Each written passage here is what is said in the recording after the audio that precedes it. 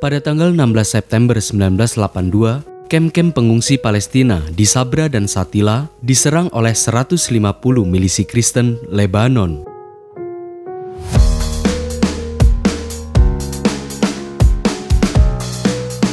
Ironisnya, aksi ini disponsori oleh Israel.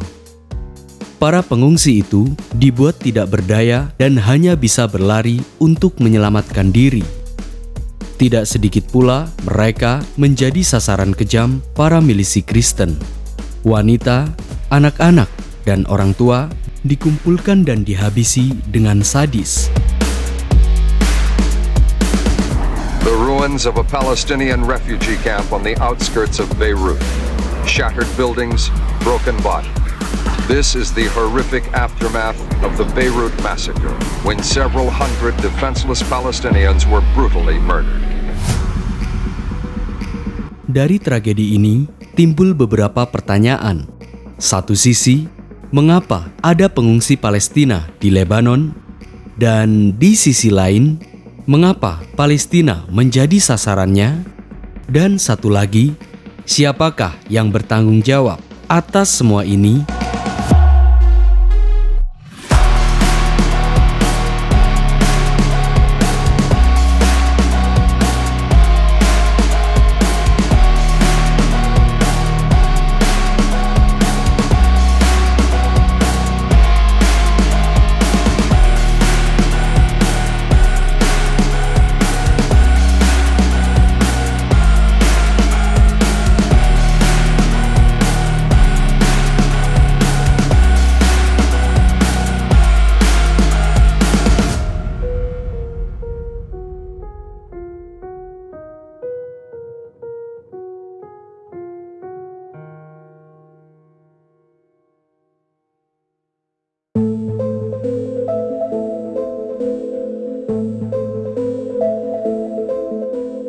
Kekalahan negara-negara Arab melawan Israel dalam Perang 1948 dan Perang 6 Hari 1967 mengakibatkan warga Palestina berlarian mengungsi. Sebagian besar Palestina mengungsi ke Yordania dan sebagian kecil lainnya mengungsi ke Lebanon. Hari demi hari, pejuang Palestina terus-menerus mengumpulkan kekuatan untuk berjuang melawan Israel. Memang, para Fudayeen yang tergabung dalam Palestinian Liberation Organization atau PLO secara bertahap melancarkan serangan terhadap Israel dari Yordan. Namun, lambat laun mereka juga mengusik warga sipil Yordania. Bahkan, PLO pimpinan Yasser Arafat ini juga menyerukan penjatuhan Raja Hussein. Mereka bertindak seperti negara dalam negara dan seringkali mengabaikan hukum serta regulasi setempat. Lebih dari itu, para pejuang Palestina juga kerap melakukan aksi percobaan pembunuhan terhadap Raja Hussein. Akibatnya, pada sepanjang bulan Juni 1970, terjadi bentrokan antara Angkatan Darat Yordania dan PLO. Puncaknya, pada tanggal 17 September 1970, PLO membajak dan meledakkan pesawat Dawson Field yang ditumpangi warga sipil.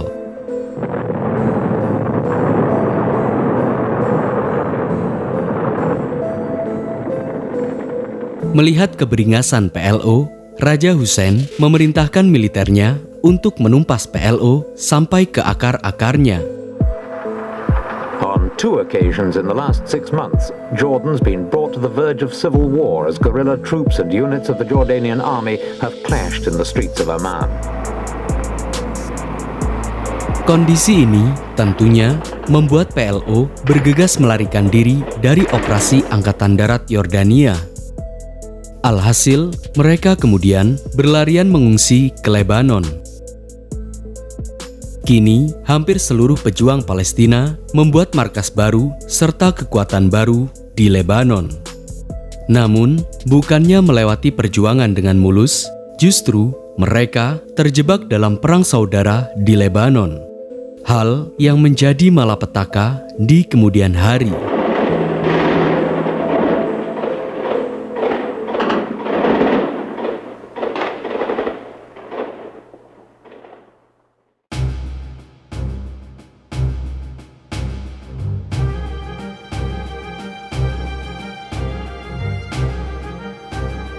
Sebelum malapetaka terjadi, Lebanon dikenal sebagai negara yang damai, makmur, juga jauh dari kemungkinan konflik. Bahkan, tak jarang orang-orang mengenal Lebanon sebagai ibu kota perbankan di Timur Tengah. Dan umumnya dikenal sebagai Parisnya Timur Tengah.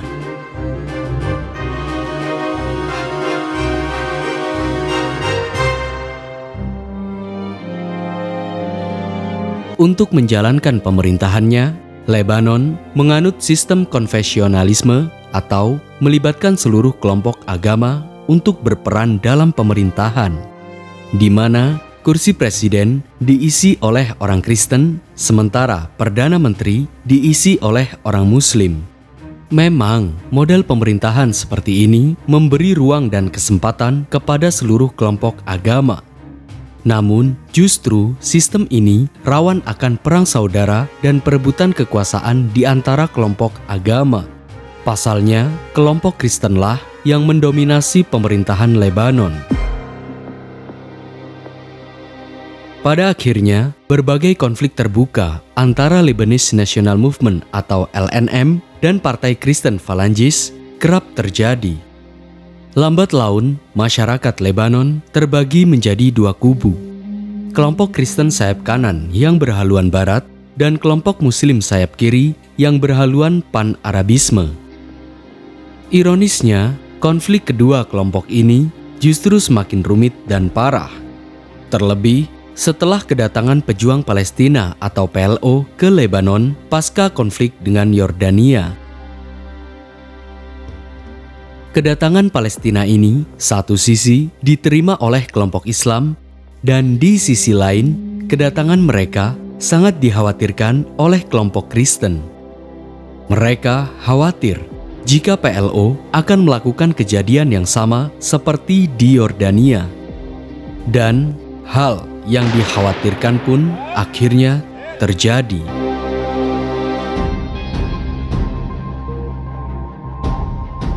Pada tanggal 13 April 1975, di Beirut Timur, sekelompok orang tak dikenal mendatangi gereja dan menembakkan senjatanya ke udara. Setibanya di gereja, mereka mencoba membunuh seorang pemimpin Partai Kristen Falangis, Pierre Gemayel, saat tengah beribadah. Alhasil, baku tembak pun terjadi.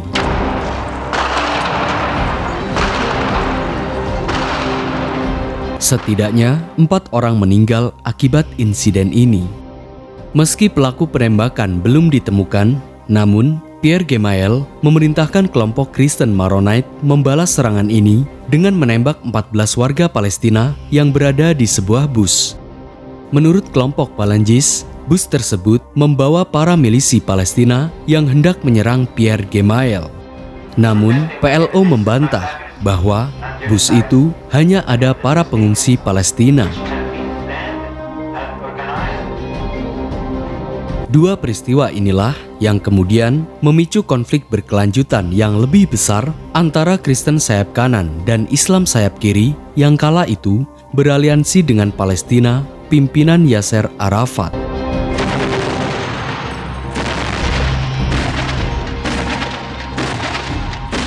Hari demi hari, kejadian ini semakin memantik kemarahan dua kelompok itu. Keduanya sama-sama saling menuduh. Siapakah yang bertanggung jawab atas semua kejadian ini? Sebagai akibatnya, perang saudara pun terus-menerus terjadi, tiada henti.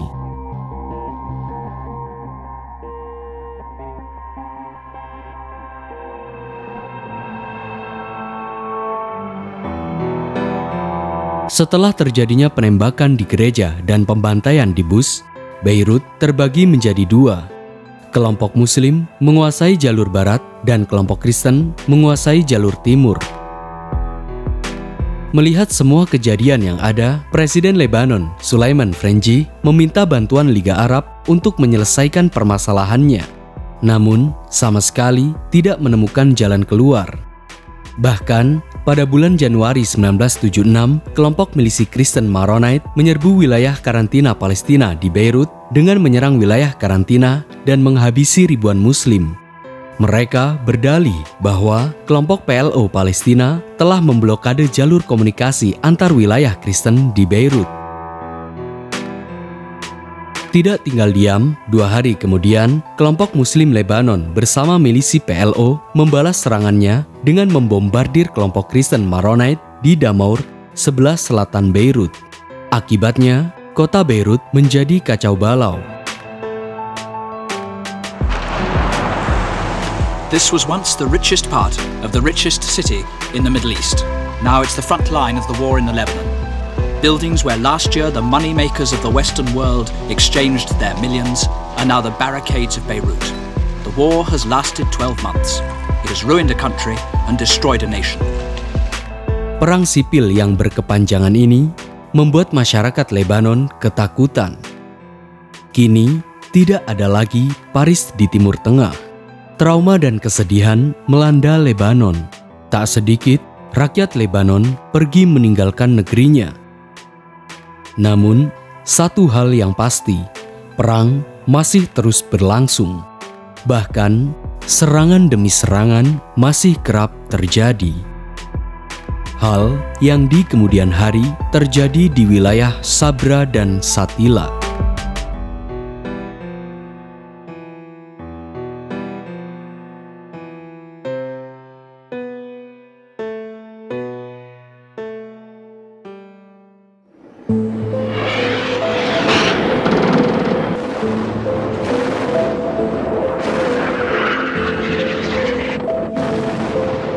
Pada tanggal 6 Juni 1982, Israel menginvasi Lebanon. Sederhananya, mereka akan menumpas PLO di Lebanon. Hal inilah yang melibatkan Israel dalam pembantaian pengungsi Palestina di Sabra dan Shatila, sekalipun tidak terlibat secara langsung. Dan pada tanggal 23 Agustus 1982, seorang milisi Kristen, Bashir Gemayel, terpilih menjadi Presiden Lebanon. Hal ini menjadi kabar baik bagi Israel, karena Israel telah mengandalkan Gemayel dan pasukan-pasukannya sebagai suatu kekuatan tandingan terhadap PLO. Selain itu, hal ini juga memudahkan Israel menumpas PLO di Lebanon. Namun, pada tanggal 14 September 1982, Presiden Bashir Gemayel terbunuh dalam sebuah ledakan hebat yang menghancurkan markas besarnya.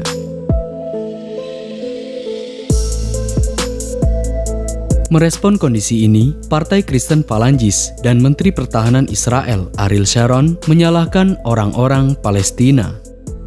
Sementara para pemimpin Palestina dan Muslim Lebanon menyangkal akan terlibatnya dalam kejadian itu.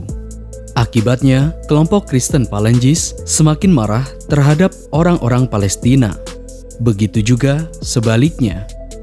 Tidak berselang lama, Jenderal Ariel Sharon kemudian mengundang satuan-satuan milisi Kristen Lebanon untuk memasuki kem-kem pengungsi di Sabra dan Shatila dengan alasan membersihkan Lebanon dari para teroris.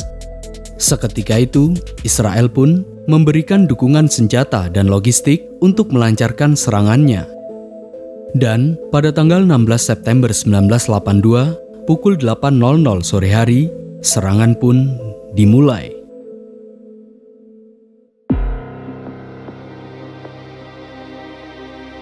Kala itu, para milisi Kristen Maronite di bawah komando Eli Hubeika memasuki kem-kem pengungsian Palestina di Sabra dan Shatila. Dengan bersenjatakan seperti senapan, pisau, serta kapak, 150 milisi Kristen mulai mencari target untuk dihabisi. Sementara militer Israel menjaga di pintu-pintu luar. Selama 36 hingga 48 jam berikutnya, para milisi Kristen Lebanon menghabisi para penghuni kem pengungsian Sabra dan Shatila.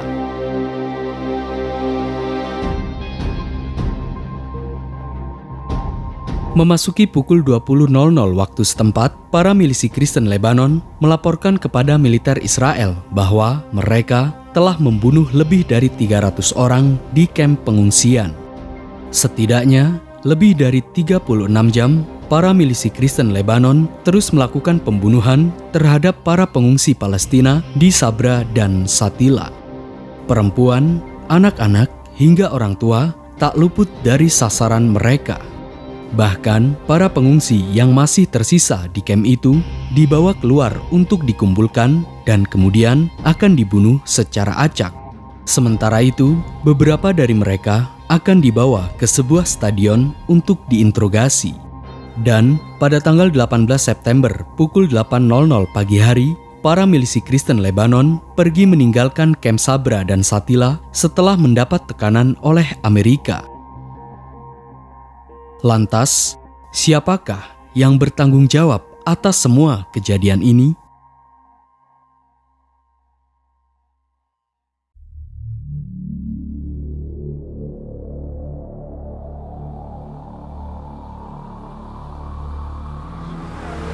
Gunmen have marauded through 2 Palestinian refugee camps in West Beirut, executing unarmed men, women, and children in a bloody massacre which has heightened tensions between the U.S. and Israel.